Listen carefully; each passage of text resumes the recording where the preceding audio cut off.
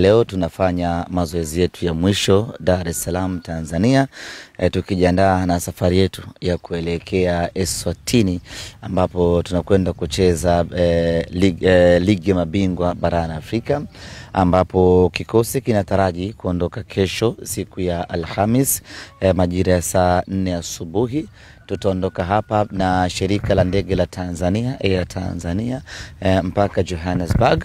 Tutafika Johannesburg, tutachukua ndege nyingine kwenda mpaka Eswatini. Jioni ya siku hiyo, kwa maana ya tarehe 16, siku itakuwa imeisha namna hiyo.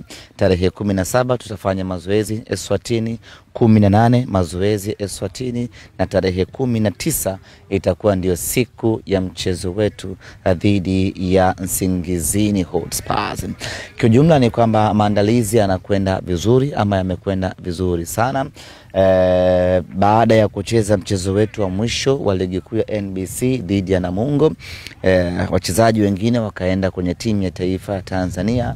Hapa namzungumzia Tanzania One, Yakubu Suleiman, Abraham Morris, lakini vile vile Steven Desemukwala ambaye jana amefanya balaa kubwa akiwa na timu yake ya taifa ya Uganda, pamoja na Musa Pinpin Kamara Spiderman. Kwa hiyo hao wakawa wamekwenda kwenye majukumu yao.